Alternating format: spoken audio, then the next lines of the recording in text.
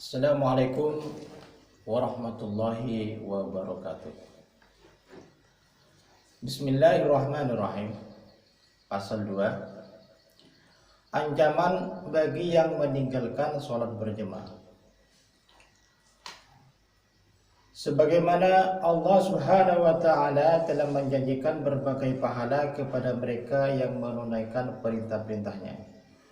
Allah Subhanahu wa taala juga murka dan memberikan ancaman kepada mereka yang mengabaikan perintah-perintahnya. Janji pahala yang tidak terhingga atas ketaatan kepadanya benar-benar merupakan karunia dari Allah Subhanahu wa taala.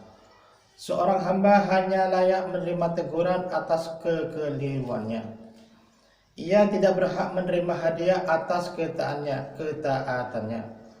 Karena seorang hamba memang harus selalu menaati perintah tuannya. Jika seorang hamba dihukum karena melanggar aturan dari tuannya, sebesar apapun hukuman yang ditimpakan kepadanya, hal itu sudah pada tempatnya. Sebab, adakah kesalahan yang lebih besar bagi seorang hamba melebihi mengingkari perintah tuannya? Tidak seharusnya ada peringatan dan teguran secara khusus terlebih dahulu atau sebelum datangnya hukuman. Namun karena kasih sayang Allah Subhanahu wa taala dan Rasulnya kepada kita, Allah Subhanahu wa taala dan Rasulnya dengan bermacam-macam cara telah memberikan berbagai peringatan tentang kerugian yang akan menimpa kita jika kita mengabaikan perintah-perintahnya. Seandainya kita tidak mau mengambil pelajaran, maka kitalah yang rugi. Hadis ke-1.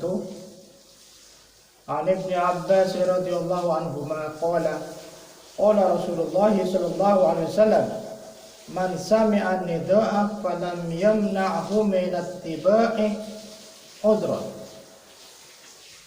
wa man udru qala khawfun aw maradun lam tuqbalu minhu as-salatu allati shalla.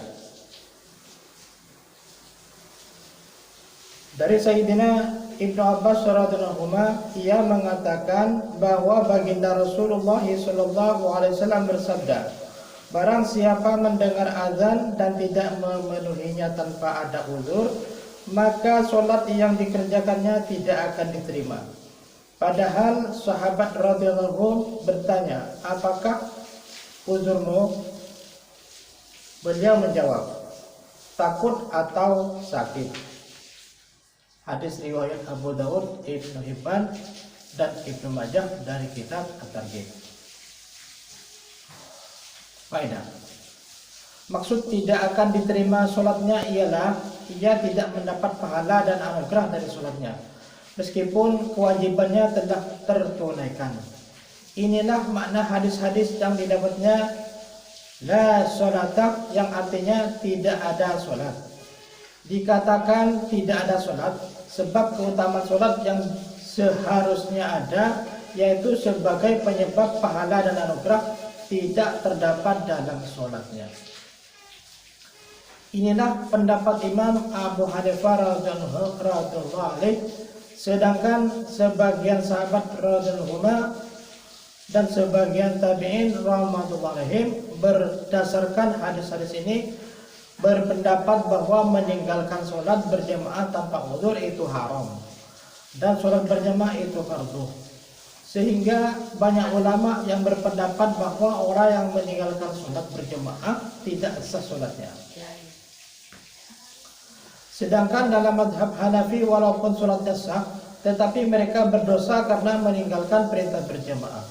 Sayyidina Ibnu Abbas radhiyallahu anhu meriwayatkan sebuah hadis bahwa ia berdosa karena mengingkari Allah Subhanahu wa taala dan Rasulnya. Ia berkata, barang siapa mendengar azan lalu ia tidak sholat berjamaah, berarti ia tidak menghendaki kebaikan dan tidak dikehendaki mendapat kebaikan. Sayyidina Abu Hurairah radhiyallahu anhu berkata, barang siapa mendengar azan lalu tidak sholat berjamaah, maka lebih baik dituangkan timah mendidih ke lubang telinganya. Demikian pembacaan taklim. Marilah kita senantiasa melaksanakan taklim di rumah-rumah atau di masjid-masjid. Semoga kita dapat melaksanakan dan menyampaikan ke umat seluruh alam insyaallah. Subhanallah wa bihamdihi, subhanallah wa bihamdika, asyhadu an la ilaha illa anta, astaghfiruka wa atubu ilaik. Assalamualaikum warahmatullahi wabarakatuh.